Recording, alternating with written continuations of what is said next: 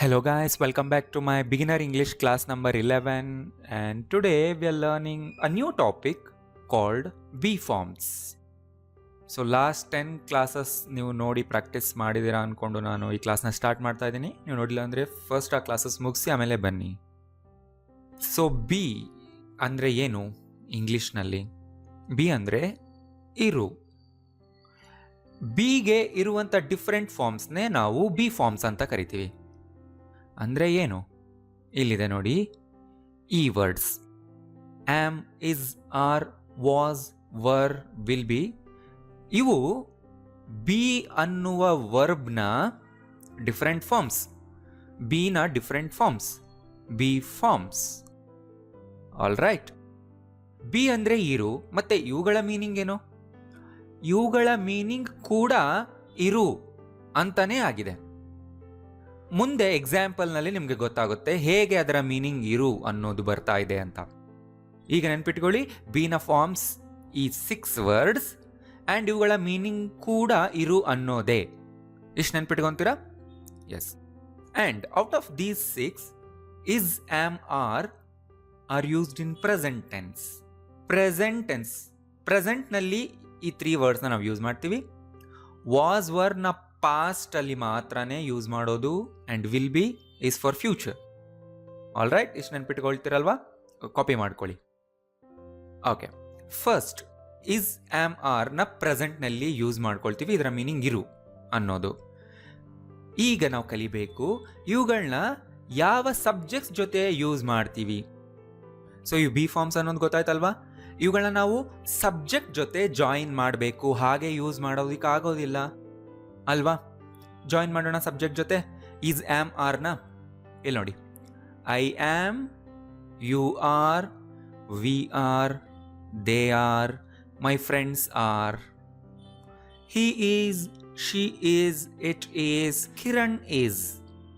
ಅಲ್ವಾ? ಜಾಯಿನ್ ಆಯ್ತಲ್ವಾ ಈಗ? ಸೊ ಈಗ ಸೆಂಟೆನ್ಸ್ ಕಂಪ್ಲೀಟ್ ಆಯಿತು. ಈಗ ಇದಕ್ಕೆ ಒಂದು ಹೊಸ ಮೀನಿಂಗ್ ಬರುತ್ತೆ. ಏನು? ಐ ಆಮ್, ನಾನು ಇದ್ದೀನಿ. ಐ ಅಂದರೆ ಏನು? ನಾನು. ಆಮ್ ಅಂದರೆ ಇದ್ದೀನಿ. ನಾನು ಹೇಳಿದ್ದೆ ಈಸ್, ಆಮ್, ಆರ್ನ ಮೀನಿಂಗ್ ಕೂಡ ಇರು ಅನ್ನೋದೇ. ಅದು ಐ ಜೊತೆ ಸೇರಿದಾಗ ಇದ್ದೀನಿ ಅನ್ನೋ ಮೀನಿಂಗ್ ಕೊಡುತ್ತೆ. ಐ ಆಮ್, ನಾನಿದ್ದೀನಿ. ಯು ಆರ್, ನೀನಿದ್ದೀಯಾ. ವಿ ಆರ್, ನಾವು ಇದ್ದೇವೆ. ದೇ ಆರ್, ಅವರು ಇದ್ದಾರೆ ಅಂತಲೂ ನೀವು ಹೇಳಿ.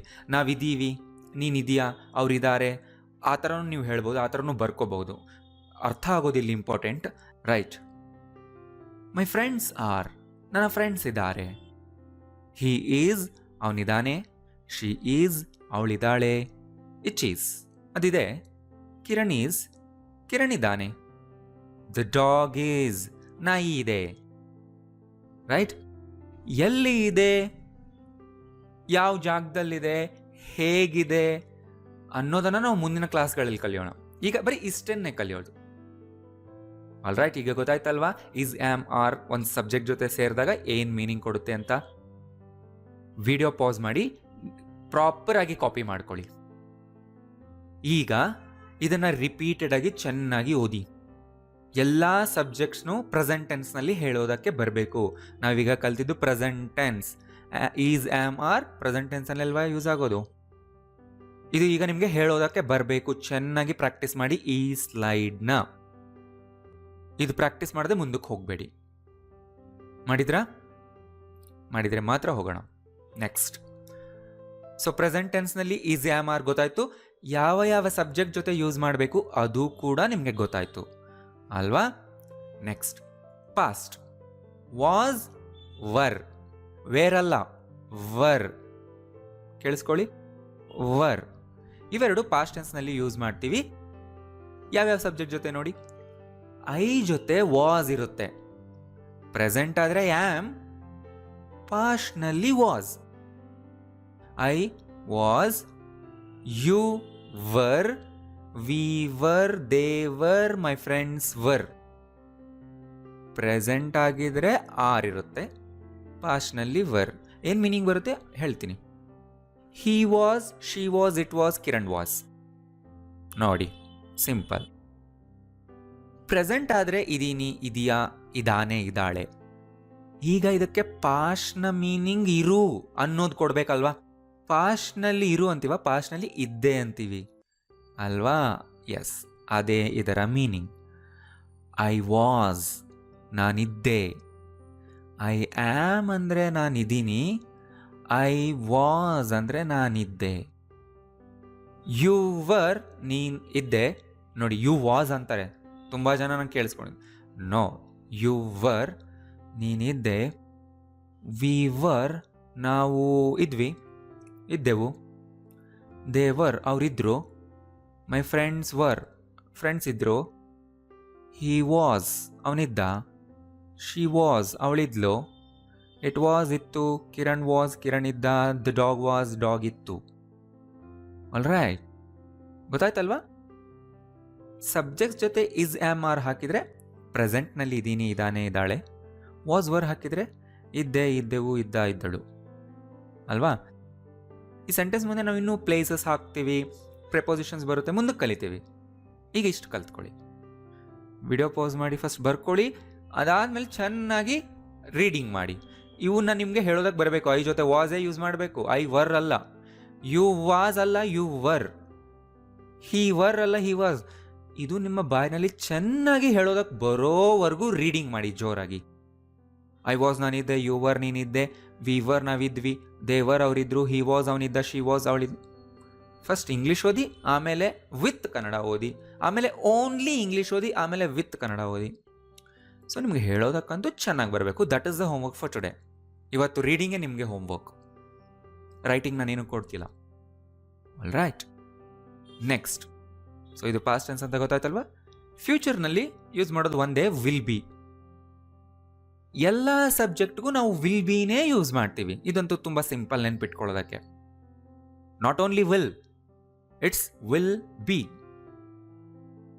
ಸೊ ಫ್ಯೂಚರ್ನಲ್ಲಿ ಇರು ಅನ್ನೋ ಮೀನಿಂಗ್ ಇದು ಸಬ್ಜೆಕ್ಟ್ಗಳ ಜೊತೆಗೆ ಸೇರಿದಾಗ ಕೊಡುತ್ತೆ. ಐ ವಿಲ್ ಬಿ ಅಂದರೆ ನಾನು ಇರ್ತೀನಿ ಹೇಳ್ತೀರಲ್ವಾ. ನಾನು ನೆಕ್ಸ್ಟ್ ವೀಕ್ ಅಲ್ಲಿರ್ತೀನಿ. ಐ ವಿಲ್ ಬಿ ಕಂಪ್ಲೀಟ್ ಮಾಡಬೇಕು. ಸೊ ನಾನು ಫ್ಯೂಚರ್ನಲ್ಲಿ ಈ ಥರ ಒಂದು ಜಾಗದಲ್ಲಿ ಇರ್ತೀನಿ ಅಂತ ಹೇಳೋವಾಗ ಐ ವಿಲ್ ಬಿ. ನೀನಿರ್ತೀಯ, you will be. We will be, ನಾವಿರ್ತೀವಿ. ದೇ ವಿಲ್ ಬಿ, ಅವರಿರ್ತಾರೆ. My friends will be. He will be. She will be. It will be. Kiran will be. The dog will B.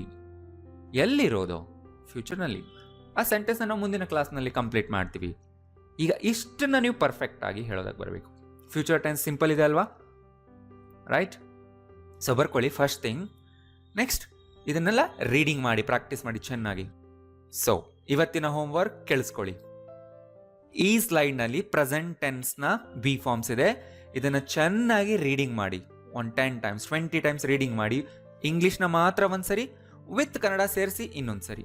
English ಮಾತ್ರ ಒಂದ್ಸರಿ, ಅದಾದಮೇಲೆ ಈ ಸ್ಲೈಡ್ನಲ್ಲಿ past tense ಇದೆ, ಇದನ್ನು ಚೆನ್ನಾಗಿ ಪ್ರಾಕ್ಟೀಸ್ ಮಾಡಿ. ಆ್ಯಂಡ್ ಫ್ಯೂಚರ್ ಟೆನ್ಸ್ನಲ್ಲಿರುವಂಥ ಈ ಬಿ ಫಾರ್ಮ್ಸ್ನು ಕೂಡ ಚೆನ್ನಾಗಿ ನೀವು ಪ್ರಾಕ್ಟೀಸ್ ಮಾಡಬೇಕು. ನಿಮ್ಮ ಬಾಯಿಗೆ ಹೇಳೋದಕ್ಕೆ ಫಾಸ್ಟಾಗಿ ಬರೋ ಥರ ಇರಬೇಕು. ನೀವು ಮರೆತು ಕೂಡ ತಪ್ಪು ಹೇಳಬಾರ್ದು. All right. ಯಾರಾದರೂ ಬಂದು ವೇರ್ ವಾಸ್ ಯು ಅಂತ ಹೇಳಿದ್ರೆ ನೀವು ಹೇಳಬೇಕು, ವೇರ್ ವಾಸ್ ಯು ಅಲ್ಲ, ವೇರ್ ವರ್ ಯು ಅಂತ ಹೇಳು ಅಂತ ನೀವು ಹೇಳಬೇಕು. Right? So do it. Will meet in the next class. Thank you.